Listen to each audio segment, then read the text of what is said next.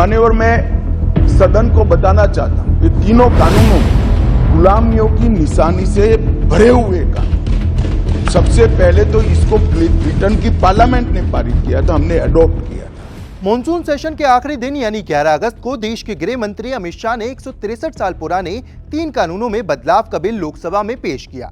यानी अंग्रेजों के समय के कानून बदलेंगे। ये बिल है आईपीसी यानी Indian penal code of criminal procedure यानी सीआरपीसी और एविडेंस एक्ट। नमस्कार, मैं हूं घोहित कौशिक। इंडिया टीवी एक्सप्लेनर में आज हम बात करेंगे इन्हीं बदलावों की। वो 3 कानून कौन कौन से हैं जो बदल जाएंगे, इन कानूनों में बदलाव क्यों जरूरी है, कब और कैसे लागू हो सकते हैं ये कानून। मॉनसून कहर बरपा रहा है, जानते हैं इन तमाम सवालों का जवाब। शैक्षणिक संस्थानों में आरक्षण का मुद्दा सवाल बड़ा।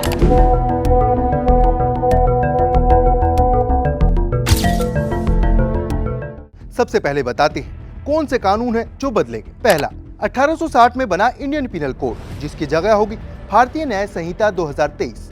1898 में बनी सीआरपीसी, जिसकी जगह अब भारतीय नागरिक सुरक्षा संहिता 2023 होगी। और 1872 में बना इंडियन एविडेंस कोड, जिसकी जगह अब भारतीय साक्ष्य संहिता होगी। अब बात बदलाव की करते हैं। 3 बड़े बदलाव होने वाले हैं। सबसे पहले, राजद्रोह की जगह अब देशद्रोह बोला जाएगा। अब धारा 150 के तहत राष्ट्र के खिलाफ कोई भी कृत्य, चाहे बोला हो या लिखा हो या संकेत या तस्वीर या इलेक्ट्रॉनिक माध्यम से किया हो, तो 7 साल से उम्र कैद तक सजा संभव होगी। देश की एकता एवं संप्रभुता को खतरा पहुंचाना अपराध होगा। आतंकवाद शब्द भी परिभाषित होगा। अभी आईपीसी की धारा 124A में राजद्रोह में 3 साल या उम्र कैद की सजा होती है।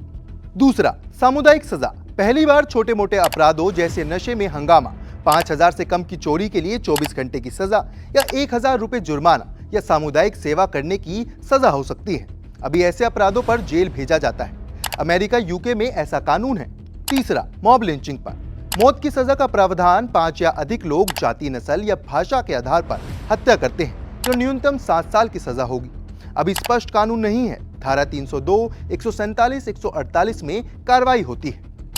इसके अलावा कुछ और भी बदलाव हैं, जैसे मौत की सजा सिर्फ आजीवन कारावास और आजीवन कारावास सिर्फ 7 साल तक सजा में बदला जा सकेगा। देश के किसी भी हिस्से में 0 FIR दर्ज करवा सकेंगे। शादी, नौकरी, प्रमोशन का प्रलोभन देकर या पहचान छिपाकर महिला का यौन शोषण अब अपराध होगा। डिजिटल रिकॉर्ड्स को वैधता देने से लेकर FIR और कोर्ट के फैसले तक पूरा सिस्टम डिजिटल और पेपरलेस होगा। सर्च व जब्ती की वीडियोग्राफी होगी। सभी अदालतें 2027 तक कंप्यूटराइज होंगी। पुलिस को 90 दिनों में आरोप पत्र दाखिल करना होगा। कोर्ट इसे 90 दिन बढ़ा सकेगा, लेकिन अधिकतम 180 दिन में जांच पूरी कर ट्रायल के लिए भेजनी होगी। ट्रायल के बाद कोर्ट को 30 दिन में फैसला देना होगा। चुनाव में मतदाता को रिश्वत देने पर 1 साल की कैद का प्रावधान है। फरार घोषित अपराधी के बगैर भी मुकदमा चल सकेगा। दाऊद जैसे अपराधियों की ट्रायल संभव होगी। सिविल सर्वेंट्स पर मुकदमा चलाने के लिए 120 दिन के भीतर अनुमति देनी होगी। ये तो बात हुई बदलाव की। अब बताते हैं ये कब और कैसे लागू होंगे। तीनों बिलों को संसद की स्थायी समिति को भेजा गया है।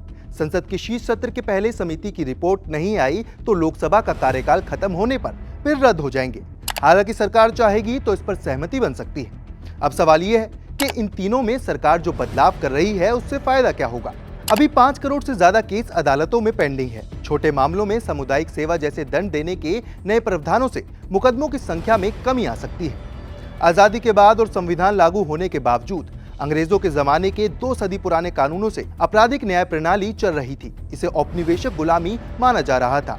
मोदी सरकार ने पहले ही पुराने कानूनों को बदलने का ऐलान कर दिया था। ऐसी ही तमाम खबरों के लिए देखते रहें इंडिया टीवी।